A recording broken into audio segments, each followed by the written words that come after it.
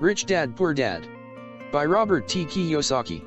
Introduction. I had two fathers, a rich one and a poor one. One was highly educated and intelligent. He had a PhD and completed 4 years of undergraduate work in less than 2 years. He then went on to Stanford University, the University of Chicago, and Northwestern University to do his advanced studies, all on full financial scholarships. The other father never finished the 8th grade. Both men were successful in their careers, working hard all their lives. Both earned substantial incomes. Yet one always struggled financially. The other would become one of the richest men in Hawaii. One died leaving tens of millions of dollars to his family, charities, and his church.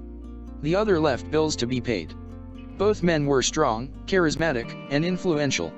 Both men offered me advice, but they did not advise the same things. Both men believed strongly in education but did not recommend the same course of study. If I had only one dad, I would have had to accept or reject his advice. Having two dads offered me the choice of contrasting points of view, one of a rich man and one of a poor man. Instead of simply accepting or rejecting one or the other, I found myself thinking more, comparing, and then choosing for myself. The problem was that the rich man was not rich yet, and the poor man was not yet poor. Both were just starting out on their careers, and both were struggling with money and families. But they had very different points of view about money.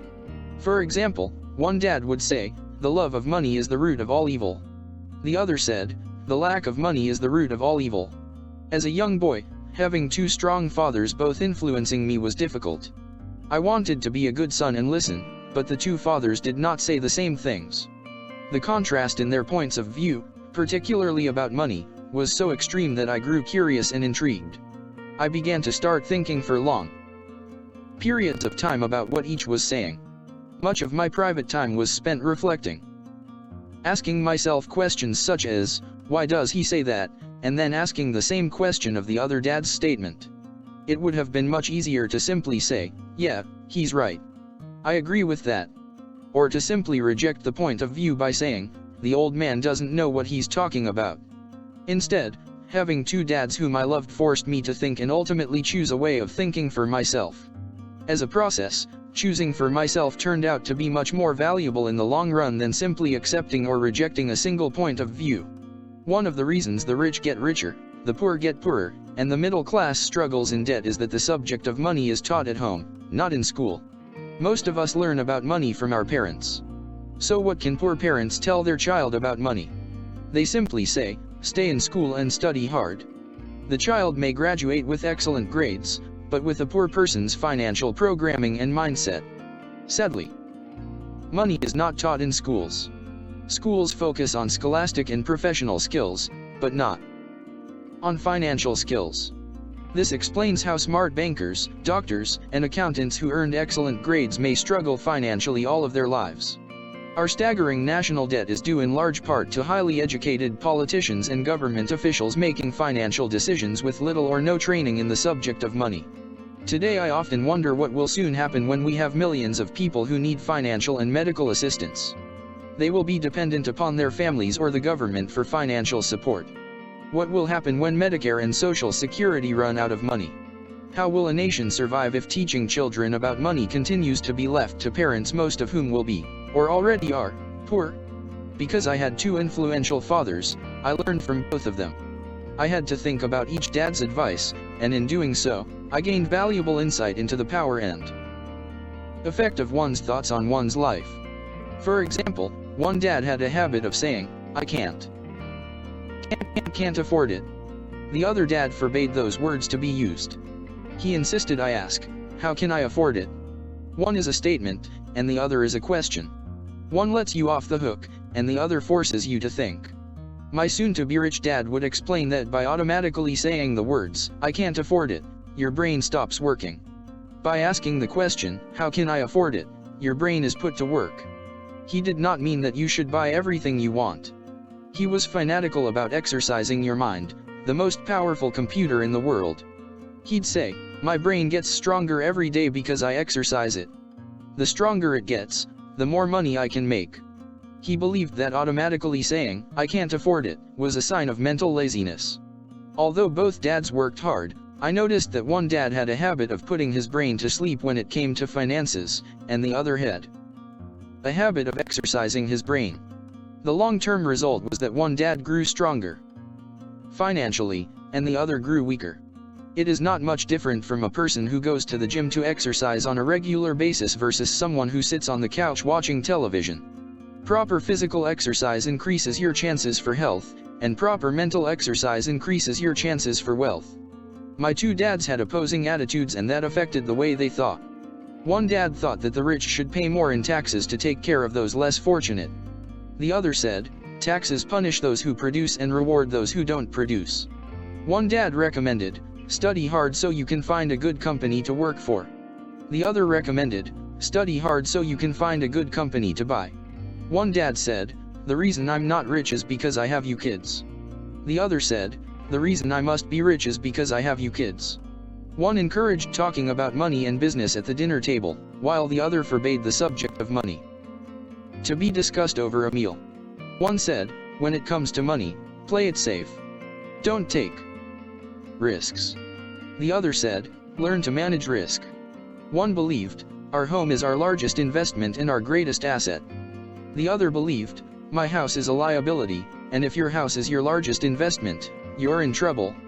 Both dads paid their bills on time, yet one paid his bills first while the other paid his bills last.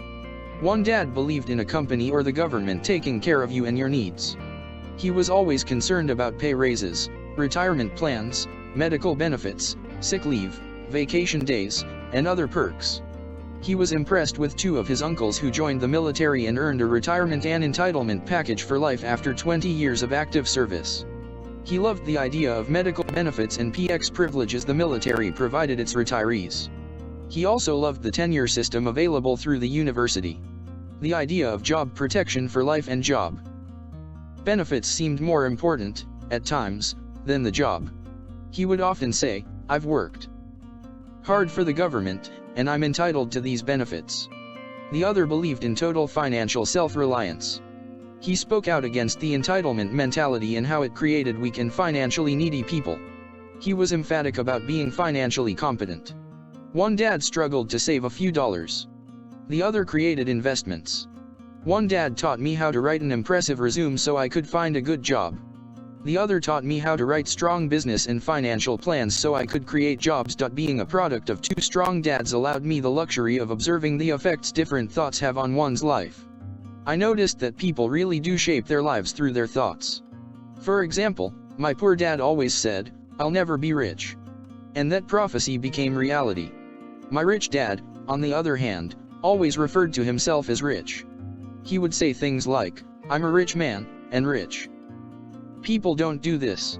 Even when he was flat broke after a major financial setback, he continued to refer to himself as a rich man. He would cover himself by saying, there is a difference between being poor and being broke.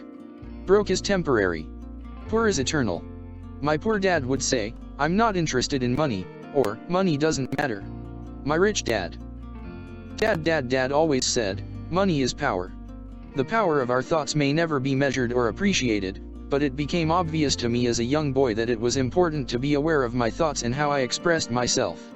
I noticed that my poor dad was poor, not because of the amount of money he earned, which was significant, but because of his thoughts and actions. As a young boy having two fathers, I became acutely aware of being careful about which thoughts I chose to adopt as my own. Should I listen to my rich dad or to my poor dad? Although both men had tremendous respect for education and learning, they disagreed about what they thought was important to learn. One wanted me to study hard, earn a degree, and get a good job to earn money. He wanted me to study to become a professional, an attorney or an accountant, and to go to business school for my MBA.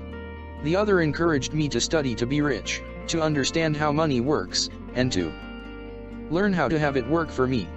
I don't work for money, were words he would repeat over and over. Money works for me. At the age of 9, I decided to listen to and learn from my rich dad about money. In doing so, I chose not to listen to my poor dad, even though he was the one with all the college degrees. And that has made all the difference. Over the years, I have often reflected upon Robert Frost's poem. Choosing not to listen to my highly educated dad's advice and attitude about money was a painful decision, but it was a decision that shaped the rest of my life. Once I made up my mind about whom to listen to, my education about money began. My rich dad taught me over a period of 30 years until I was 39 years old. He stopped once he realized that I knew and fully understood what he had been trying to drum into my often thick skull. Money is one form of power. But what is more powerful is financial education. Money comes and goes, but if you have the education about how money works, you gain power over it and can begin building wealth. The reason positive thinking alone does not work is because most people went to school and never learned how money works, so they spend their lives working for money. Because I was only 9 years old when I started, the lessons my rich dad taught me were simple. And when it was all said and done, there were only 6 main lessons, repeated over 30 years. This book is about those 6 lessons, put as simply as possible, just as simply as my rich dad put forth those lessons to me. The lessons are meant not to be answers, but guideposts that will assist you and your children to grow wealthier no matter what happens in a world of increasing change and uncertainty.